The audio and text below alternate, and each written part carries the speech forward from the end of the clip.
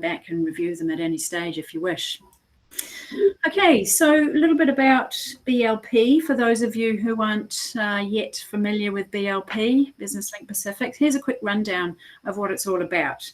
So firstly, BLP is funded by the New Zealand government. It's a private sector development program and it's delivered by DT Global. So we help small and medium-sized enterprises firstly to find suitable advisors to help them with business issues, and then we help them with the cost of those advisory services through our subsidy scheme.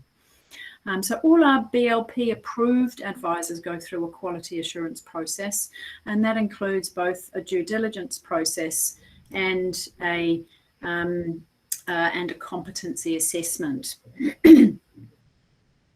So I've just lost where my slide, there we go.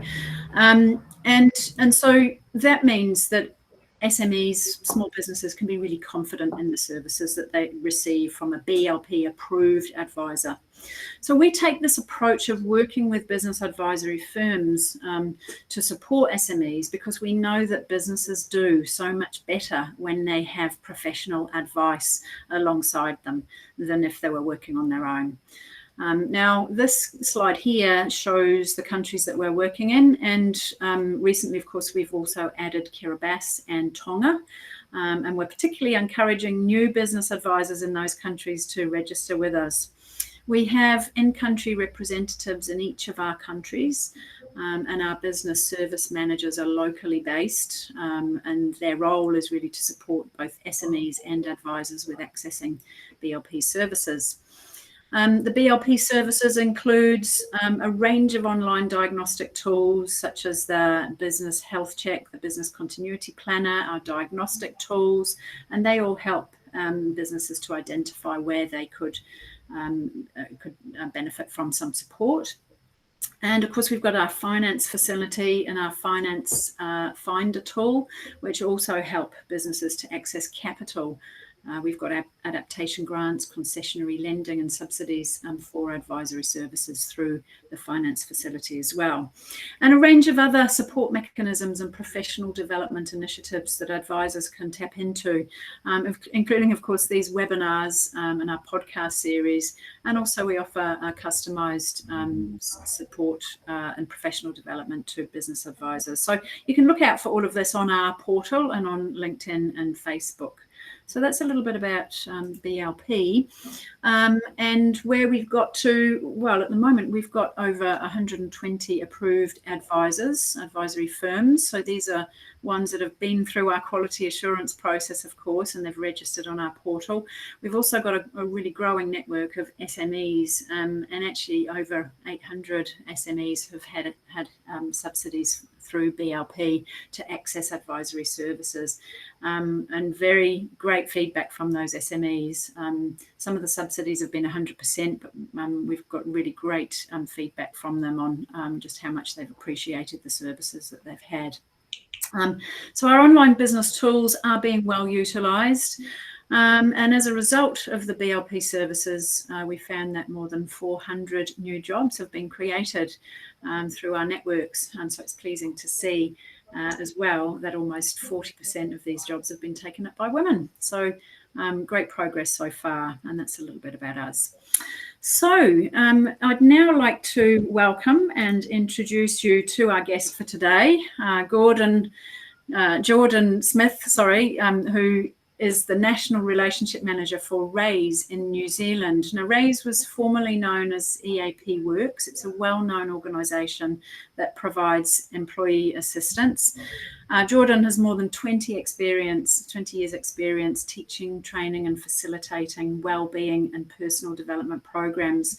And he's worked with audiences throughout New Zealand, with businesses, with individuals. And so he's got a really broad understanding of how mental health challenges affect business. And consequently, he's developed a whole variety of approaches to deal with these challenges. His organisation, RAISE, has been supporting employees across some of New Zealand's largest and smaller organisations as well for over 28 years.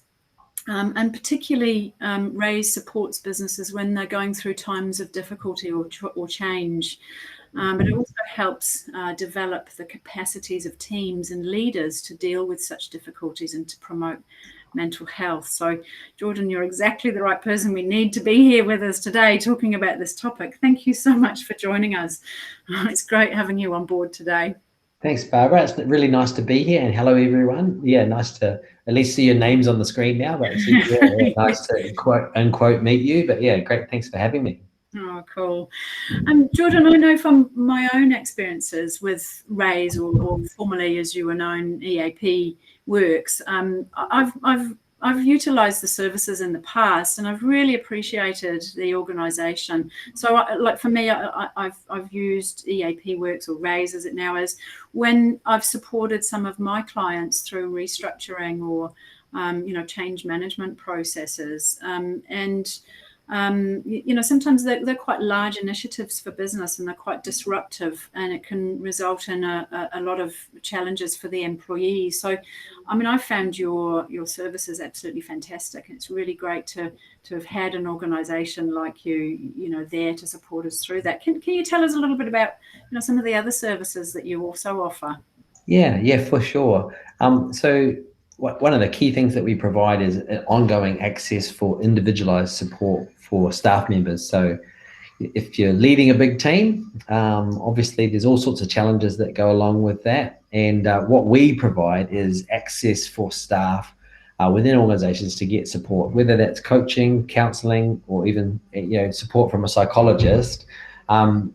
We have agreements with organizations, and then staff can ring us, and we basically look after whatever's going on for them. So we meet the objectives that the organization has by supporting the individuals within that organization. So even a really large organization, so some of our biggest clients in terms of the numbers of staff, every large organization is made up of a whole bunch of individual people who've got really specific challenges that might happen throughout the course of their year, or in the few years or 10 years that they work for you, there's something comes up they need some support with, and that's really where we're available. We also do a range of training programs and processes. Some of those are around identification, training, and supervision for peer supporters within large workplaces. We do training for managers around managing mental health, looking at some of the HR and even legal complexities around making sure that we're doing the right thing by people, as well as looking after the interests of the organization as well. And we do some really cool training around resilience, well-being, self-care, management. And so some of those are full-day programs, half-day programs, or even right down to sort of 90-minute type webinar programs, similar to what we're talking about today. So, oh, great. Yeah. And that's fantastic, because the approach you take is that, there is a business need for mental health, and it's not like you either support the employees or you support the employer. I mean, I think a lot of the work that you do is very much around making sure that you get a win-win out of this situation. So, that's really definitely. Yeah. Okay, so as I mentioned before, we're covering these topics today. So we're really just touching on mental health and well-being, I guess. But anyway, it's really good to make a start on it. So firstly, Jordan, you're going to talk to us about what we mean by mental health and well-being. And then I guess we'll explore managing stress and exploring resilience and what actually businesses can do in the workplace to promote mental health and well-being. So for starters then, what does it mean? What does well-being mean, and what does mental health incorporate? I see you've got a pretty good definition here. Can you talk us through that? Yeah, certainly. Yeah. So this is my favorite definition of mental health. It's the Mental Health Foundation of New Zealand's definition. And I like it. It just says this, that mental health is our capacity to feel, that's our emotions, to think, that's obviously our psychology, and then act, that's our behavior. So we all have got capacity, and the other thing to remember, I guess, about mental health is we all have varying capacities, right? So your capacity is not the same as mine, and my capacity today is not the same as it was yesterday. So our capacities move around. But we've all got the capacity to feel, think, and act in ways that enhance our ability to enjoy life and deal with the challenges that we face. I'm sure there's been times in your life where you've had feelings or thoughts, or you've behaved in ways that have made things worse. You can just nod quietly if that's you've done that. I'm nodding.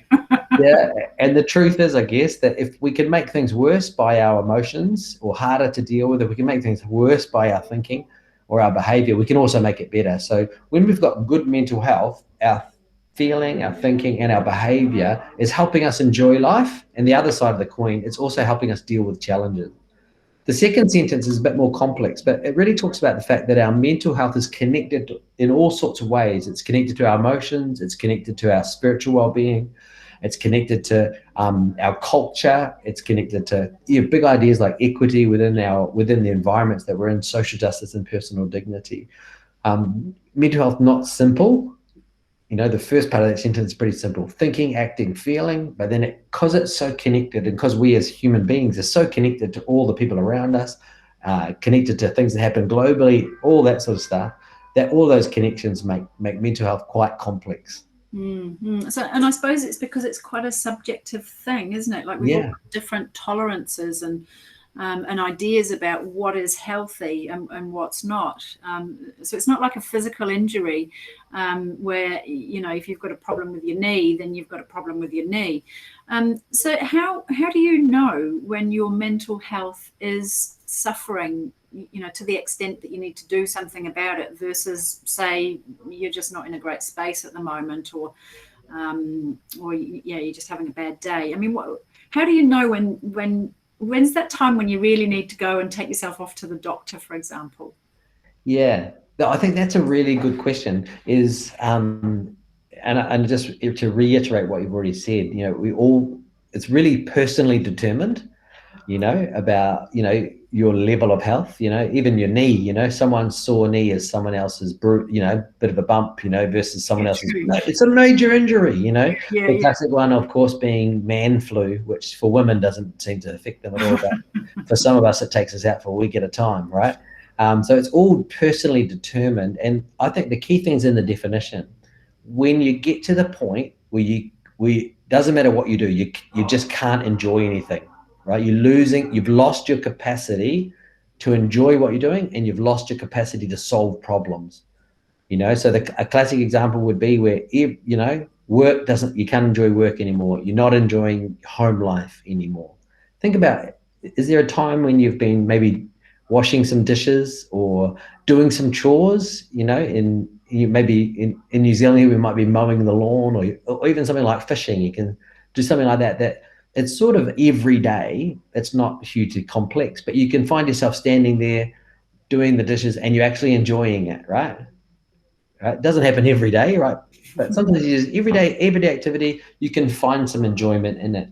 Now, a good sign that your mental health is being compromised is when it's not that you're not enjoying it today. It's just that for a few days, for a few weeks now, you've been unable to enjoy it, right? So it's the same as, if you're walking, maybe you can walk along and maybe you're walking with a limp, maybe you're feeling a bit tired, maybe you've got a bit of a cold, maybe you're a little bit run down, right? All those things are part of everyday life, the ups and downs of our well-being. But there is that time maybe where you can't walk. That's a bit different to walking and your knee's a bit sore. Now you can't put any weight on it. And that's when you'd go to the doctor with your knee, right? I can't put any weight on it. And again, same with our mental health. The time to start thinking I need to reach out for some support is where, after a few weeks of not being able to do what would normally be normal for you. So here I use the word normal quite carefully there. So about what's normal for you. So normally you enjoy maybe walking with your kids, or doing some reading with a youngster, or maybe playing some music and singing some songs. Maybe normally you enjoy it, but now you're unable to enjoy what you would normally enjoy. You're unable to solve problems you'd normally be able to solve. A friend of mine one day was really worn down and sat on the edge of his bed trying to choose which shirt to put on. Couldn't make the decision. So that was a sign, a pretty serious sign that he needed to get some help. So it's when you can't do what you'd normally do, that's when a good indication that your health is compromised. Okay, cool. All right. I mean, I sort of when you say that, I think about a time when I've been super stressed and I had an opportunity to go to the beach on a Saturday, and it's like, oh, actually, it feels like a chore to go to the beach, and I love going to the beach, and it just felt too hard. So yeah, really good sign that I'm stressed, I guess. Yeah, for sure. What about though when when life is just difficult, like perhaps because we all go through difficult times, life isn't always happy, is it? We go through ups and downs in life. So maybe you're going through a grief period, you've had a big loss, or even, when you change, you go through life changes. I mean, how do you deal with those difficult events? So like a pandemic, like COVID-19, that's a significant change. How do you sort of deal with that? Yeah. I think just if you look at even at this slide, you don't stay in one place in terms of your physical health, do you? We move around, as we go through life, even as we go through the day, you might feel well at some point, you get run down, and you move around on that continuum. And there's no sort of point at which you cross a line where you suddenly, now you're quote unquote sick. We sort of say that, don't we? Oh, today I'm sick. Well, you're only slightly less well than you were the day before, but Right. what really is, now I'm going to do something about it, right? It's the same with our mental health. It's not so much that you suddenly become mentally ill, although things can move quickly. It's much more that as you go through life, things happen, like life change events. We do have the challenge of losing loved ones, and we've got the things like the global pandemic affecting all of us in different ways. And it's not so much that you're not well. It's much more like, oh no, I've been moving along that continuum, and now it's probably time to get some help, whether that's reaching out to friends and family, talking to a neighbor, or going to see a doctor. All of those things are valid things to do when you think, oh, I need to reach out, I need to get some support. It's not always that you go to a professional, but the same as your physical health, right? Sometimes you get advice from your mum, oh man, my back's sore, and she gets some advice. And sometimes you need to go and see a professional, and it's really, you have to judge that carefully yourself, in the same way you do your physical health. You don't race to the doctor when you have a headache, right? But if you've had a headache for 2 weeks, then you probably should, right? So that's the same with our mental health. You don't need to race to go and see a counselor if you're not feeling 100%, or if you've lost someone, it's going to take many weeks for you to feel your emotions come back to equilibrium. But if you feel like you're stuck somewhere, probably a good idea to get some help at that point. Yeah. I mean, I sort of think about, how I've changed over the years. I'm perhaps not as carefree as I used to be when I was in my 20s. So it doesn't mean that I've now suddenly got mental health issues. I'm in a different phase of my life, I guess. Yeah. So what you're saying on this continuum then is that you kind of need to recognize some of the signals for you. There's no rule of thumb per se, but you should really start to think about what some of the signals might be for you that indicate that you need to get some support. So things like, maybe feeling grumpy more often, or like you said before, you don't enjoy things. Are there any other things that you could think are typical signals for people? Yeah, I think what you're looking for, particularly if you think about someone else, it's sometimes easier to identify in someone else. Yeah, true. Yeah. Yeah, I think what you're thinking about really is change in habits, change in behavior. Maybe you normally sit down with everyone at lunchtime in the smoker room, but now, you don't want to, or you're withdrawing. That's a pretty good sign that something's going on. You normally have a good sense of humor. Now you're taking all the jokes personally and getting really angry. Normally you'd turn up for the after work barbecue or a social event that's connected to work, but now you're not turning up. So when you notice those things about yourself, some of those changes can be really subtle, but you're looking for those changes. Where are those changes? And we have a phrase in New Zealand we use all the time. Bob's he's not himself today. And I think that's quite a nice phrase. And sometimes you just don't feel like yourself. Normally I'd be able to handle this, but today I don't feel like myself. And I think that's a really nice framework where you normally have the character that you play, but today it's too hard to be you. Is one way to think about whatever's going on for you, whether it's external things or internal changes, have squeezed you out of shape where you don't feel happy with who you are, is one good indication that maybe there's a mental health challenge, or at least there's something going on from a well-being perspective, where if you've got some support, here's the goal, right? If you've got the support, maybe you get back to functioning in a way that you enjoy. or a way that you value. It's not so much about recognizing the problem. It's about getting some support so that you move back to, you know, becoming well or well again, so you're not feeling or living in an unwell space. I think sometimes there's a tendency, and it's particularly true for my peer group, so middle-aged men, there's a tendency to just put up with being unwell for a very long time without recognizing that, hey, if you're really upset, really distressed for something like 2 weeks, it's a good indication you need to get some help. So. And that's great signals there that you've suggested. Okay, so thinking then now about stress, I suppose again we've got different tolerances for it, and it's not really possible, is it, these days, or if it ever was, to have a stress-free life, and actually isn't some stress good for us? Yeah, I think exactly. Yeah. Well, one of the challenges when we talk about stress from I guess from a mental health perspective, is sometimes we forget that it's not one thing. There's two types of stress. And the original research, which is actually pretty old, 1908 was when it was first sort of described as a psychological idea, is that if you look at the diagram that's just come up, on the left-hand side of that curve, certain amounts of stress, or in this case, the word used is pressure, right? Certain amounts of pressure or stress actually lift our performance, right? So we go from sort of being bored. I think the technical term they use in the original research was lame, right? You go from being a lame-o, and you move through those phases of a bit of tension through motivation, and then, you know, in that comfort zone, stretch zone, you get towards, and I like that word, optimal performance, you know, peak performance at the top. What can happen though is as the pressure either builds or as the time under pressure, right? So if you have a really busy day, you'll operate at optimal performance, right? Getting things done, making things happen. But how are you going to feel at the end of the day? You're going to start to feel tired, right? And the next day you get started again. If you had a good sleep, you'll be good to go again, right?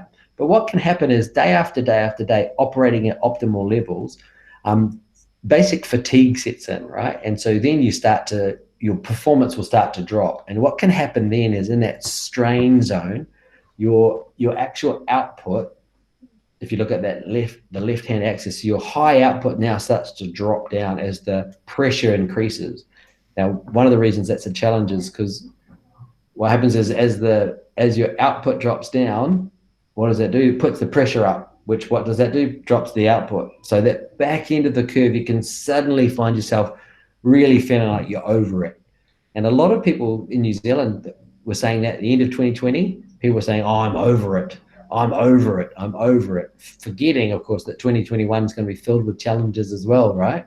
So even though we were over 2020, we got 2021, and you know what? 2022 is going to happen as well, and 2022 will have challenges of its own. So when we think about that pressure, the right amount of stress lifts our performance so we actually feel like we're getting things done, and that's a great thing. And that's called eustress, EUSTRESS.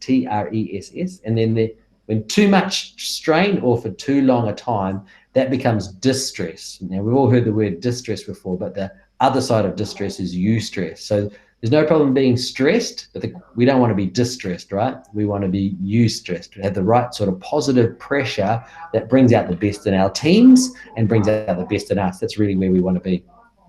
So somewhere in that optimal performance area, what you're saying, I think, is that you can only really stay in that for a short period of time, and then really, ideally, you go back to that comfort place. Yeah, exactly. Yeah. Rather than trying to maintain optimal performance all the time. Because if you do that, that's going to shift you into that next phase, that strain place. Yeah, exactly. Well, I think it's always it's about how much pressure. Yeah. You know, so one really tough day is going to, man, it's going to be hard work, right? But a pretty tough month and a pretty tough quarter, and for us, a lot of us now, a pretty tough, something like the COVID thing, it's been pretty tough or very tough, but it's also been very tough for now, what now is for many of us 18 months, you know, and then the question then is, well, how much longer? Yeah. You know, and that we don't really have an answer to that. You know, how much longer, you know, restrictions on travel and trade and all this, we don't really know. So we actually have to adapt. And the key word in resilience and stress management is a real key word is adapting. We could just hope that we're strong enough, which would be fine if we are, right? Yeah. But actually active adaptation to the situation is really, learning some new skills, learning some new tips, and the basics of, making sure we're doing the basics of looking after ourselves. Are we eating well enough? Are we getting enough good sleep? Are we doing enough exercise? That's the basics of our physical health. And one thing I always try to remember to remind people is that your brain is in your head. All right. It lives inside your head. And if you don't feed your body, your brain doesn't have what it needs. If you don't sleep, your body doesn't recover. And you know what part of your body is? Your brain. So your brain doesn't get to recover, right? If you're not eating well enough, sleeping well enough, or doing the right amount of exercise for your own physiology. Yeah. And for most of us, we could do a little bit more, I think is probably a good idea around exercise. Most of us in this space where we could, a 5-minute walk at lunchtime would be a good idea. Or if you're already doing a 5-minute walk, a 10-minute walk might be a good idea, right? So just lifting it a little bit, because we've got to do something to compensate for the extra strain that's on us. I hope that makes sense. Yeah. Yeah, it does, because we think of physical things as being, our body, but not our brain. But actually, our brain is also needs physically nurturing as well, doesn't it? Exactly. Food and sleep and everything else as well. Okay, so I know in business, sometimes it does feel like you go from one drama to another, catastrophe or whatever, and so you just get over one stressful situation, and then another happens, and then it goes on and on, as in the case of COVID. So yeah, I mean, what does that do to us with that whole burnout? How do you recognize when you're burnt out? Are there some things that you need to think about there? Yeah, well, I think if you look at that curve, the key question is, are you in the very start of the yellow, or are you in the very start of the optimal performance, that stretch? Because they're sort of the same level of output, aren't they? So a question I ask myself is, if I had 10% more work to do, so maybe that's 10% more emails or 10% more demand, would I rise to the occasion or would I start to sink under the weight of it? And for a lot of us, I think that's a helpful question. Strangely, for us as humans, and we don't know if it's true for other animals or other beings as well, is when we ask ourselves a question, strangely, another part of us answers. Have you noticed that? If you ask yourself, if I had 10% more work, would I rise to the occasion? Somewhere in your brain, you'll get an answer. And you have a feeling about it. I feel like I couldn't handle any more.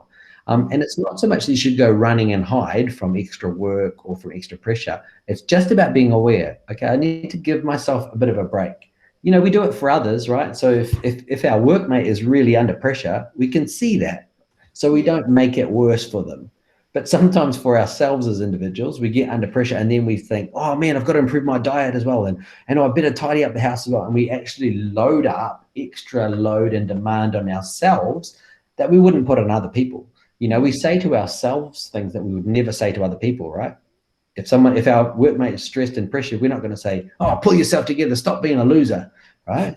But sometimes we say that to ourselves though, don't we? In our mind, we say, just stop being a wuss, Jordan, just get it done, right? Well, the reason you don't say it to your workmate is because that you're being a jerk when you say that, but also you're making it worse. And do you know what? When you say it to yourself, you're also being a jerk and you're making it worse. Right? So being careful with ourselves. We use this word self-care without thinking, no, we actually do need to care about ourselves, right? Unless your mum works with you at your work, then no one is there looking after you. You need to look after you, right? And if, in my case, even if my mum was here, she's not going to look after me because I'm too old and ugly. I can look after myself, right? But if you're not looking after you, the challenge might be maybe nobody is. And if nobody's looking after you, then who knows whether whether you're doing well or not. So key part is awareness, and the next part is giving yourself a bit of a space when you need it. So I want to talk about this cumulative stress response. So just talk us through what happens there then. So this is the burnout situation, isn't it? Yeah, it's one of the ways it's sort of a different way of thinking about that curve that can push towards burnout, and it's specifically around stress events. Now the COVID thing is not so much a stress event, but it's just a long one, right? It's a long, slow, medium to high rather than extreme event. But what the research points to here is some of what we're seeing is people are experiencing COVID along with all of the rest of their life, right? So no one's just dealing with COVID. You're also dealing with financial pressure, changes in your business, changes in your family, ordinary things like losing loved ones, dealing with health issues, getting the kids to and from school, paying for uniforms, paying the mortgage. All of those things are happening, and COVID's another thing. So what can happen is when you have a stress event, an alarm, your performance lifts. That's what we saw in the curve. Your performance lifts. And then what happens is at the end of the stressful event, so the end of the busy day, at the end of the busy week, or when you finally got the end of year financials done, then you take a bit of a break and you drop down, and you can see that curve drops down, or that line drops down to what it says there, diminished function. So you drop down to diminished function, and then over time, so maybe you have a weekend, you might even be lucky enough to take a week off, right, and have a bit of a holiday, and then you come back to what's normal function for you.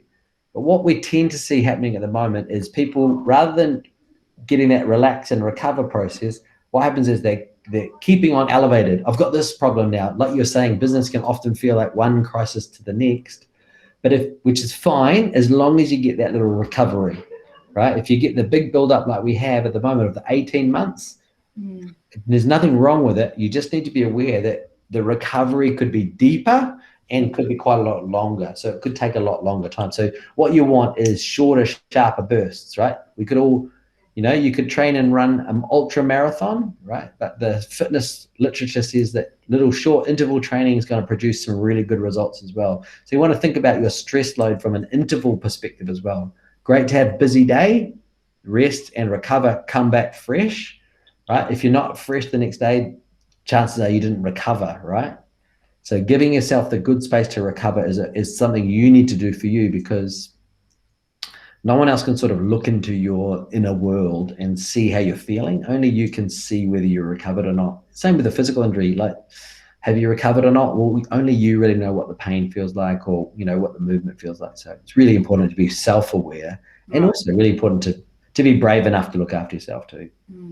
So, because we've got a comment and question here from law partners, they're talking about, how do you adapt when you don't have enough information? When with COVID, we don't know when it's going to end. We don't know how long it's going to go on for, and what we need to do next, kind of thing. And I think that's a really valid point. But what you're saying here, though, is if you ensure that you've got a good routine around rest and recovery, then even though you don't know the end of what's going to happen, perhaps you're better able to cope with those changes and challenges. Yeah, I think so. Like you would do in a business, right? So once everything gets thrown in the air, you don't follow your budget anymore. You manage cash flow, right? That becomes really important to know exactly where you're up to, because your plan doesn't make sense anymore. So I think that's really important. So you might have had a normal pattern of work last year and the year before, which is good. You want to build on that, but you actually need to know, hey, if on Thursday afternoon you're really feeling it, you might need to go to bed early, right? But what do we tend to do when we get stressed? Instead of going to bed early, what we do here in New Zealand is we tend to watch Netflix for hours, right? Which means we don't get the rest we need, right? Or on a Friday, you might be feeling really stressed, so you think, oh man, I'm really stressed. I should probably take a really quiet weekend. But what can you end up doing? End up drinking more beer than normal, right? And then you're putting more stress on the system. So it's really good to have a plan, but at the moment we can't plan. We actually just have to manage. Right? We have to really manage it, and trust your instinct, right? You know yourself, and you're a smart operator. You know how to manage things as a business person. So use that skill set to think, okay, where am I at? I need to pull back a little bit on my outputs, right? Or build up my inputs a little bit. Identify what are those things that fill the tank, and spend some more time doing that, I think that analogy that you gave, and this is a really good one for law partners, actually, they'll be very familiar with this, is, if you can no longer manage your budget, because that budget has now just become completely irrelevant, then manage cash flow. What a great analogy that is. I think that's fantastic. So the other thing I wanted to ask you around this, though, is relationships, right? Like for me, I've often found that it's relationships in the workplace that are a key stressor. And if they're not resolved, then they've got the potential to not only be the source of major stress, but also actually impact on business performance. So what can you do if you feel that you've got a poor relationship with someone in your workplace, or you've just got poor relationships generally, or even that you feel undervalued or isolated in the workplace? What sort of things would you suggest? Well, that is it's a really good question, but question. it's a really big question. And I think, right at the start when we looked at that definition of mental health, your mental health is fully connected to all of the people around you. Your mental health is connected to your view of your history, your whakapapa as well. Who you are is influenced by your own view of all of that stuff. And so things like workplace relationships, is worth recognizing how important they are, because for maybe 10,000 years, humans have lived in small villages where all the people around us are so important. I can't see all you, but I'm sitting here in a building that I couldn't build. I'm talking to you on a computer that I don't even understand how it works. I'm wearing clothes that I couldn't make. In a moment, I'll go and get some lunch of food that I didn't grow, right? So all of us as humans, we're so interconnected, and our brain knows that we're really dependent on people around. So when there's conflict, and there is conflict, it's part of life. When there's conflict in relationships, tension in relationships, resolving those conflicts are a really important part of protecting and looking after our own mental health as managers and leaders, but also looking after the mental health of the team, being proactive. And I'm going to say, I'll tell you a few things you already know. Problems that arrive by themselves don't go away by themselves, right? If you think the problem has gone away, it hasn't. It's just gone to get friends, right? The problems that disappear by themselves, they come back and they bring their friends with them. And so really proactively, the first thing is, on the proactive side, you want to proactively build a supportive team culture. And that's going to be about leadership, it's going to be about policy, and it's going to be about procedure. On the other side is, when you know things aren't right, you're going to have to face those things head on and bring some resolution. Get some advice if you need to, but bring some resolution. And I think if we could use the word crisis, in a crisis, and maybe we could call COVID a crisis, or it could be, it's got some real similar components, right? Things are changing. Take away from crisis. In a uncertain environment, leadership becomes really important, your important skill set, right? So yes, you've still got to manage the details and get the details right, but you've also got to lead the team in terms of the culture. So if you think about a football team, if they're a few goals behind, they've still got to pass and tackle well, but also someone's got to get everyone focused on the positives so that we can have some wins. So I don't think I've answered your question, Barbara, but I think I've just added some weight to it. Hey, it's really important. No, that's really helpful. Yeah. And I think, probably as we go through, there'll be other things that help with that whole relationship question, because to me that is one of the key stresses in our workplace. Yeah. Okay, well, look, let's move on to our next topic, which is really on resilience and how you develop resilience and what it is. So perhaps you can talk to us about what resilience is and what perhaps the traits or skills or behaviors are. Yeah, for sure. Well, resilience is like a popular mental health word at the moment. Yes. And one of the challenges with popular words is we all use them without knowing what they mean. And so when we say resilience, it's a little bit different to say resilient infrastructure, right? It's a little bit different. We're talking about psychological resilience. And so the best analogy, or one of the American Psychological Association, in their definition, one of the things they use to give some color to it is the idea of bouncing back. So if you think of a ball, or a balloon, you can take a balloon and you can squeeze the balloon, and what happens to the balloon? It changes shape, right? So you think of a soccer ball in New Zealand. If you go to the warehouse and buy a soccer ball, you buy a $2 soccer ball. You can squeeze that soccer ball, and what's going to happen when you let it go? It's going to come back to shape, or almost, right? And you keep squeezing it, and eventually, if the ball is not resilient, it doesn't bounce back into shape. So if we think about what we've talked about already with stress, when a stress comes on, we get squeezed a bit, right? Mm. We feel that pressure squeezing us, and what can happen is when we're under the squeeze, we might hear ourselves saying some things we don't normally say, right? We might experience some emotions, some feelings that we don't like, or feelings that make things difficult. You might have a repetitive or difficult thoughts that make dealing with a problem hard. And they're not really a result of what's happening, they're a result of the squeeze that you're feeling, right? So then when the pressure goes off, the resilience factors are the things going to bring you back into your normal shape so you can feel comfortable in yourself again, you know? And so those things like tiny habits, the third space, and reframing are just a couple of ideas in that resilience space where you can adapt to the pressure and learn to bounce back. And again, a key word in the resilience conversation is adaptation, right? Adapting and learning to bounce back. It's not about how strong you are, it's about how good are you at adapting to the pressure that you're in. Okay, great. Oh, so let's have a look at the first one of those then. So tiny habits. What do you mean by tiny habits? Well, it's like, again, like our diet, right? So if I eat a salad for lunch today, it doesn't mean I'm healthy, right? It just means I ate a salad, right? But if I eat a salad for lunch every day, or if I improve my diet in every meal every day for a year, I'm going to have some health benefit. And resilience is much more about little habits, right? And so noticing good things. Part of how your brains work is that you're mainly good at noticing bad things. You can remember a bad thing that happened 10 years ago, but none of you can remember a good thing that happened yesterday, right? Because your brain is, for safety reasons, you remember bad things so you can avoid them in the future, right? So taking some time to notice good things. Breathing, taking some time and breathing deeply. Close your mouth, stops you saying silly things. It also allows you to breathe through your nose, right? And that breathing process de-escalates some of your stress, some of your emotional response to things. Stopping, breathing, staying in the now. We use up a lot of today's energy. A lot of today's energy gets used up worrying about tomorrow's problems. A lot of today's energy gets used up thinking about yesterday's regrets, right?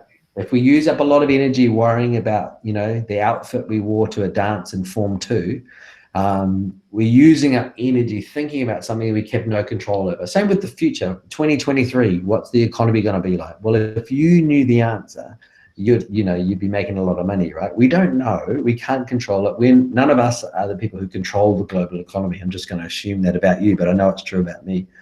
And so tiny habits are those little things like noticing good things, breathing, staying in the now, and practicing good general well-being, sleeping, exercise. And so if you look at that tiny habits recipe card, which I really like this, is after I such and such, I will, and then I celebrate. So after I finish a difficult phone call with an angry client, I will what? Swear, hang up the phone, kick the rubbish tin, right? Then I'll feel terrible, right? So another way to think about this, after a difficult phone call with a client, I'll hang up the phone, I'll close my eyes at my desk, I'll take 5 deliberate, careful, deep breaths, and then I'll get on to my next phone call. And I'll celebrate the fact that I haven't kicked my waste paper basket across the office and I don't have to now clean up the waste paper, right? Some of those tiny habits, you know, so for me, after a difficult phone call with a client, then I'll go and eat a donut and then I'll feel terrible about the fact that I'm putting on lots of weight now that we're in COVID, right? So thinking about those little things, a lot of our life is built up with really little habits, really little moments that really shape our well-being in big ways. And so it's worth having a think about what are some of those high pressure moments in your life, right? Where you can anchor things around. So phone calls could be real high pressure, difficult meetings, end of year, end of month. You know, after the end of the month, what are you going to do at the end of the month? Well, I'm going to take a Friday afternoon, finish early, agree it with my boss, right? I'm going to finish a bit early at 2 p.m. and I'm going to go and do something fun, like, you know, whatever it is for you. For me, it might be go fishing, or, you know, I'm going to take the kids for a walk up we're going to climb a hill or something. And then celebrate the fact that we've got to the end of the month and we've done well, or, you know, we got to the end of the month and we didn't fall over. So, and again, those little things are really big builders. So what you're saying is, in order to make a significant change in your life, you need to start with the tiny things first. So I mean, I'm when you're talking about this, I kind of liken it to me trying to make a big change to my life. Like I want to get fitter, and so for me, you know, especially at this time of year, I don't really want to go to the gym. I don't want to go for a walk. I don't want to do this. But I know, like for me, if I just put on my running shoes at 8 o'clock in the morning. That's all I have to do. That's my anchor moment. If I just do that, then I know that when I've got my shoes on, I'll go for a walk. All it takes is for me to just have the effort to put the shoes on. And then I know that I'll go for a walk or a run or whatever. And so then I'll get the exercise I need and the fresh air that I need. And then I can also celebrate by buying myself a coffee on the way back home. And so to me, that's then trying to change my habit of being glued to my desk all the time by just putting on my shoes. Yeah, I really like that. So Yeah, I suppose that's how I'm interpreting the tiny habits things. In order to make big change in your life, you know, that's it. It's just about, all I've got to think about at 8 o'clock in the morning is putting my shoes on. I don't have to think about going for a walk. I don't have to think about running. I just think about putting on my shoes. Nice. Yeah, that's a really great way to think about it, and thinking about the little part of the habit that's going to open up the other one, the big thing, you know. Right. And eventually you've gone for a walk 5 times in the week, or you know, 20 times in the month. And if you tried to do something big, you might just have, oh, it's too hard. I did it once, you know, I'm going to run for 1,000 miles. You do it once and then you never run again. So tell us about the third space then. This is another really great technique, I think. Yeah. So John is recommending a book. Good on you, John. That's in the chat. Atomic Habits. Another great book in habits space as well, if we're in book recommending mode, is Switch.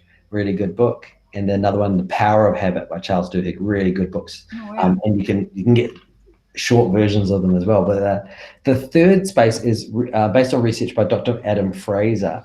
And what they found in their research is that when we think about our day, it's a day or a week is actually made up of lots of little spaces that we're in. Like we're in a space right now called webinar, right? We're in a webinar space. And then as soon as this webinar finishes, you're going to go to another space, right? Some of you are going to quickly jump straight into your inbox and answer some emails. Some of you are going to have to race off and pick up kids from school, or go and meet a client. There's a whole lot of things all of us are going to go to a different space after this. And the rhythm of this space won't match the rhythm of the next space, right? So often when we're moving from space to space, we bring whatever was happening in the last space, we bring that mindset or that emotional framework and we just bring it with us into the next space. So again, if you go back to the idea of a difficult phone call with a client or a customer, right? That's one space, and the next space might be a team meeting with your colleagues. You don't want to bring the emotional framework of the difficult phone call into that team meeting, because the way you start the next meeting is really important. So you want to start the meeting in a way that's going to bring maximum impact to the next space. And that first part of any space in your calendar or timeline is the most critical factor in terms of how positive that space is. So simply giving yourself a little window between work and home. Go for a walk. A little window between phone calls. Maybe it's 5 deep breaths, right? That's about a 30-second commitment, but all it allows is that little gap. So we're not just going bam, bam, bam from space to space to space and always feeling a bit on the back foot. It allows us to start each space really deliberately in a really focused way. In Te Ao Māori, obviously we use things like karakia, you welcome, singing, are all little ways that you can recognize the value of each space. So there's ways that you can do it within your culture, and there's just ideas you can have within your own team. How are we going to start this meeting by everyone acknowledging what's one good thing that's happened this week? If there's 5 people in the meeting, that might take 3 minutes or 2 minutes, and then you've got the whole rest of the 45-minute meeting to argue and complain and all the rest of the things we do in a staff meeting. But you've got a nice little start to your space. And so it's a good thing if you're interested. Dr. Adam Fraser's got some, like he said, there's a TED talk you can watch. He's a book you can buy and read, but he's got a bunch of resources available as well, just to, helping in that really in the performance space, but it also assists really directly with resilience. I think in the Pacific, that's actually done quite well around meetings with, like you say, the karakia or a prayer at the beginning of the meeting. It kind of sets the tone. And it's true, isn't it, that you know, that space, you need to start it off positively. And I know, I think working from home is a challenge because, like for me, I'm always, at the end of the day, I'm always trying to finish something off, to have a finish point before my partner or the family come home, because I want to make sure that you know, finish something off well, and I feel happy about my work, but I also want to welcome the family or welcome my partner back home, and start the evening really well. And it's really hard if you don't quite get that piece of work finished in time and that space isn't there. I then feel really like annoyed because I've still got this thing hanging over in my head that I've not finished, but I want to give some time to my partner. I want to cook dinner. I want to, you know, I want to do all those nice things that you normally used to do on an evening. But when you're working from home, one just runs into another. So it's quite tricky. That's a real interesting challenge, you know, and something that you don't necessarily have a strategy around yet, because for some of us it's a new reality, that working from home. Yeah, I mean, I guess what I might need to do is just say, right, I'm not going to work beyond 6 o'clock, 5 o'clock, or whatever it may be, so that I can create that space. But that's so hard to do when you just want to finish something off. Yeah, it is. It's actually a challenge. Yeah, it's a real challenge. Okay, so what about reframing then? What's that's another sort of resilience technique, isn't it? What's that about? Yeah. Well, if you look at the photo, it's I really like it. The little picture here, you know, is it a cloud? Is it a dark, cloudy day, or is it a bright, cloudy, blue sky? Right. It depends how you frame the picture, right? And again, our normal mindset is to identify bad things and then imagine the worst, right? And then what happens then is we end up, first of all, we exaggerate things in our mind and our thought pattern, we exaggerate it, and then we catastrophize it, and then we lie, right? So if we're running late, I can't believe I'm running late. Then we're like, I'm going to miss this meeting, and then I'm going to, you know, and then I'm going to be fired, right? It's like, well, hold on, you're running late. Right. So it's not the same as you're going to get fired, but our mindset is to, sometimes we frame up that dark left-hand corner, you know, oh, we've missed our targets for this month. That means we're going to get fired. Well, it doesn't mean that. We don't know what it means. The reality is you've missed your targets, right? Mm-hmm. So framing it up is really thinking through our thoughts. What are we actually thinking about things? Because when we think a certain way, it creates an emotional response. That emotional response drives a physiological problem, a challenge, and then that drives our behavior. And we can find ourselves behaving in ways that we don't like, but really the problem is our mindset, our thinking. Sports team do it all the time. You know, when a rugby team's behind at halftime, the captain always says the same thing. You know, they say it's not going according to plan. We knew it was going to be a tough game. If we can get our hands on the ball, string some phases together, then the results are going to come. That's what rugby players say every halftime. That's why they stop interviewing them, because it's getting boring. They all say the same thing, right? Same thing at work, right? Hey, we've missed our targets, but hey, this is a difficult space. Maybe the targets were wrong. We don't know.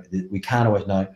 We're trying hard. We're working best. Let's get focused on some solutions, right? So reframing it, rather than saying we've missed our targets, that's the end of the world. It's no, hey, we've missed our targets. That's, you know. And the question to ask yourself when you think about your thoughts is it true? Is what you're thinking true? Is it helpful? And then the last thing is to think, what would a friend say? I think that's really important advice. I remember a few years ago, a friend giving me some advice around, if you don't know what the outcome's going to be, then why believe it's going to be the negative scenario? Why not believe it could be the positive one? Because you don't know. It could be one or the other. But what's the point in believing in the negative version versus the positive version? It's not a healthy way to think. Yeah, it's just not helpful, right? Because it gives us all that negative emotion, which we have to process somehow, you know. And so here's some good examples. So this is literally stolen from Instagram, right? So the Real Depression Project, whoever they are, I don't even know. So don't go and check it out. But I like this. So this is about self-isolation, which is a new word, new concept for us in the last year and a half, right? And so instead of saying my friends and I can't see each other, it's my friends and I are protecting each other. So both are sort of true, right? but one is optimistic and positive, and the other one is restrictive and negative. I'm stuck at home versus I'm safe at home. I've lost all my freedom versus I have surrendered, relinquished my freedom because I've got this noble purpose. And then I miss the things I love. I'm increasing the gratitude for the things I love. So again, that reframing, cognitive reframing, just thinking differently about the situation, not about hyping it up. It's just about being optimistic and realistic. Because mindset is such an important concept with mental health, isn't it? It really is, because the research suggests that our thinking drives our emotional response, and then our emotional response is driving our behavior. So it's really like your willpower or your thinking is like the rider of an elephant, right? The rider can direct the elephant until the elephant doesn't want to anymore, right? If you've ever ridden an elephant, which I haven't, but if you've ever ridden an elephant, you'd know that if the elephant really wants to go left to get some food, it doesn't matter how much you pull on the reins, right? The elephant can still do whatever it wants. And our emotions will take us and drive us, and our physical responses will drive us in directions outside of our framework. So getting that mental framework right is a great way to manage that emotional component. I'm going to move us along because we are at 3 o'clock, and I know that we are supposed to keep to an hour, and we're going over time here. So topic 4 then is, what can we do in the workplace? What can employers of small businesses do to create a culture of well-being? Yeah, well, I think the first thing to do is have a think about it. Right, you know, as a business leader or as someone operating in the business space, you're an expert on your environment. You understand your team. You understand what's going on. And I would just suggest, think about what are some of the small things. Again, think tiny habits. What are some little habits we can build into our normal workflow that will just boost us in terms of well-being? So starting a meeting by going around the circle, identifying what's going well. Right. Spending some time reframing your current challenges. How are we thinking? How are we talking about our current challenge? Sometimes the way we're talking about it is actually making it harder to deal with rather than easier to deal with. Taking breaks is a really good idea. It's sort of, sometimes we have breaks as part of our contract, but it's actually a really important part of your own physiology. Take your 15-minute break if you need to. Make a cup of tea. Look at the cup of tea, enjoy the cup of tea. Don't just bolt it back and get back to work. Actually take the break. Turn your phone off in your break, rather than I'm busy on my inbox, then I take a break and I'm scrolling on Facebook or social media. Actually give your eyes a rest, give your brain a rest. Actually take a break. Not for hours. We're talking about your 15-minute break. In New Zealand, we have a 15-minute break, half-hour lunch and a 15-minute break. But sometimes we don't even take those, right? So taking those breaks is a good idea. Asking team members to share what they most enjoy about work. Great way to start a meeting. Little questions like that where people can contribute at the front end of a meeting. Doesn't take long, but it just allows people to feel, again, a bit more part of a team. And then spacing your calendar is important as well. It's got to fit into your week, into how your business works. So what about policies? Are there any policies that you'd suggest a business develops to sort of systematize how to handle mental health? Yeah, depending on the size of an organization, you do need to have some policy. Even a really small organization, you need to have a clear idea of what you're doing in terms of looking after people. In New Zealand, there's some legislation around mental health, and that's an important part of it. So you've got to stay in New Zealand. We have to stay legal around managing mental health. Mm-hmm. But more importantly than that, protecting the mental health of your team is a great way to protect your own mental health, because your mental health is connected to everyone else's mental health. So looking after yourself is really important. And in terms of the World Health Organization there's one best practice that they recommend, and that's having a regular pattern of one-on-one connection. So for a team leader to sit down and really listen, ask questions and listen to the members of the team about how things are going, how they are doing. In New Zealand, we talk about having an "Are you okay?" conversation. You might not ask that question, but you might ask a simple question like, "How are things going?" Or is there anything you're finding particularly difficult at the moment? Those are simple questions to ask people. And then the key thing is not asking the question. The key thing is listening, right? We've got 2 ears and 1 mouth for a reason, and it's listening to the team is really going to be from a policy perspective, if you have a policy of listening, great question. I didn't quite catch the name. Sharon, yeah, great question, Sharon. Yeah. Asking questions and then listening, right? Because when you listen, you get information and you can build from there. So those one-on-ones can be a really great way. I think that's a great Connect practice. and listen, yeah. I'm always surprised how some companies don't have one-on-one meetings with staff. And so if there was one thing that a business could change, it would be to have a one-on-one meeting between a manager and staff. I think there are some other things. Like I know recently I've written some policies for one of my clients inside their health and safety policy around, what are the mental health risks. So even just sort of labeling or identifying what some of the mental health risks could be, maybe things like you working for long periods of time, or when you have high stress work, what you might do about that, or perhaps if you're working in isolation, how you might manage that. So I think you could develop some practices around firstly identifying risks and then how you would mitigate or manage those risks. I mean that is something that a business could do. Yeah, I think a lot of your health and safety plans will work well here.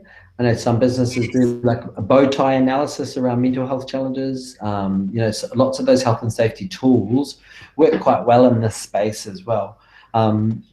But some of those are going to be really specific to an organization, but really taking the time to even sit down with the key people in the organization and identify, hey, what are the things that could be putting pressure on people's mental health?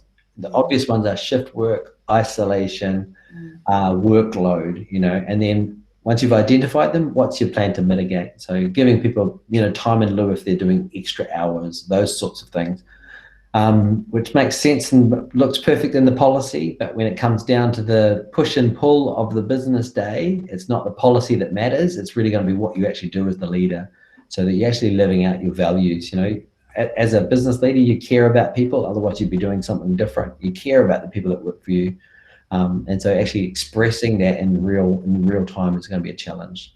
Actually making sure that you're doing the right thing by people is policy, and then also leadership is a real key component. Right. You're actually leading the charge there. So what you're saying is it's all well and good. Yes, you could put some things in your policy manual, but actually you have to, or your rule book, if you like, but you have to follow those rules. And often people don't follow the rules or the policies. And what really counts is the values of an organization. Typically people will follow the values rather than the rules, and if they're going to do it. So if your organization doesn't value caring for staff, then you're unlikely to put those policies and practices in place. Yeah, I think values, the actual shared values, are always going to be actually the biggest driver in people's behavior, and your rules should actually reflect your values. Then you get a good alignment. But it's not easy, right? When the pressure's on and things are busy, lots of competing priorities. So we have to, again, that's why we manage, that's why we lead, is so that we can make sure we're looking after things. Managing things is part of that, is looking at managing people, making sure that they're doing well. Of course, another thing is having a service like the one that your organization offers. That could be a business response to proactively addressing mental well-being. Of course, in the Pacific, those types of services that you offer aren't necessarily available. So perhaps a business needs to think about how else they could support their staff. So any other suggestions from anyone in the Pacific or from you, Jordan, around what businesses could do? Yeah, well, there are definitely providers like us. In definitely, I know in Fiji we work with a local provider who looks after some of our clients' staff in that space as well. So they're definitely great providers in that space. But there will also be some things that are specific or cultural that could be helpful as well. So things like after work barbecues, including family and workplace celebrations, a whole lots of things like that. The Fiji provider that we work with is called Empower Pacific. Okay, great. All right. Well, hey, look, thank you so much. We've gone well over time, but I just wanted to pause for a moment and see if there are any other questions. Thanks, Sharon, for your comments, and John and Law Partners for your comments and questions, which I think we've spoken about. So Empower Pacific, that's the one. Any other questions or comments from anyone? Okay, so we've got how often do we check up on our staff in a casual conversation? That's a good question. What would be your suggestion for that, Jordan? I think monthly is quite a good idea. Right. Yeah, and then the other thing is the beauty of having a one-on-one pattern is if you did feel like you needed to address it, you've already got this shape, right? Yes. So people, when you start having regular one-on-ones with people, the first 3, nothing will get said. I can guarantee you it'll be like pretty functional. Hey, how you going? Yeah, things are going well. What stuff? Oh no, everything's good right now. Like Sharon says, everything's good or okay. Yeah, thanks. Everything's good. It's okay. And you just need to give it a few, because what they're waiting for is to check, are you serious about actually catching up? And so after 3 months, people will start to say, oh, actually, I'm fine. And then you can non-judgmentally go, oh, okay, cool, let's talk about it. What can we do to support? And so it does take a bit of time for that trust to build. The other thing is if it's monthly, you can always bring it forward. Like if you really felt like, oh man, I don't know if Jordan's doing well, you can always tap me on the shoulder and say, hey, Jordan, let's do your July one-on-one. Let's do it next week because I've just got a busy month in July. I just want to bring some things forward, right? So it allows you to do that without putting me under pressure where I feel like you're checking up on me because there's already a regular pattern. And it's actually the big value is the pattern that you build and the relationship that develops. So Sharon, you do working from home, you do daily check-ins with the team, weekly one-on-one, and when working in the office it was monthly. Great, that's really helpful. Any other questions or comments from anyone? This is really, really great to get your feedback. Okay, well, I'm mindful that we are well over time. So, Jordan, I'm just going to ask you if you could summarize the key points from today's webinar, please. Yes, I can. So again, the key points is what is our mental health? It's our capacity to think, act, and feel in ways that work for us. So we enjoy life, we can solve problems, right? Resilience is about our adaptive skills more than just our strength, right? And simple habits and tactics can make us more resilient, and they're more useful than big grandiose plans. Little things that we actually do are better than grandiose plans that never happen, right? And we are all mental health and resilience experts in our own context. You are the expert in your environment. You're definitely the expert in your own brain. So what you already know is more important than what anyone else can teach you. What you want to learn from other people is things that help you understand yourself and understand the environment you're leading so you can do a good job there. Thank you. Wow, that's been fantastic. What a great conversation. It's been so good to discuss this topic, but you've also really provided us with some excellent tips and insights and practical ways that we can support employees and actually our own well-being in the workplace. So thank you so much for your very wise words, Jordan. That's been excellent. Really appreciate it. Thanks, Barbara. I'd like to refer our participants to the RAISE website because I think you've got some amazing resources there. You've got a fantastic library which are useful for both businesses and individuals alike, and I've got some favorites that I've just popped up there that are well worth looking at. So do go to raisementalhealth.co.nz and have a look at some of the resources there. Can I also please ask our participants to give us some feedback on today's webinar? I think Sandra's going to just pop a link into the chat box now. It's a very short questionnaire, and we'd really appreciate getting your feedback on today's session. And also we'll invite you to tell us what other topics you'd like us to cover in this webinar series. So I think, Sandra's popped that in there. It's in the chat box. I think it's at the top. So please click on the Google form and fill that out for us. Our next webinar is going to be in another month's time on Thursday, the 8th of July. That's New Zealand time, 2 p.m. So you might need to work out what that is for where you are. But that does now conclude our webinar for today. So thank you again, Jordan. That's been such an excellent session. Malo pitoa, everyone, fa fatai lava. Thank you, Tomas, Vinaka Metaki Maata, and looking forward to seeing you all again next month. Mā te wā.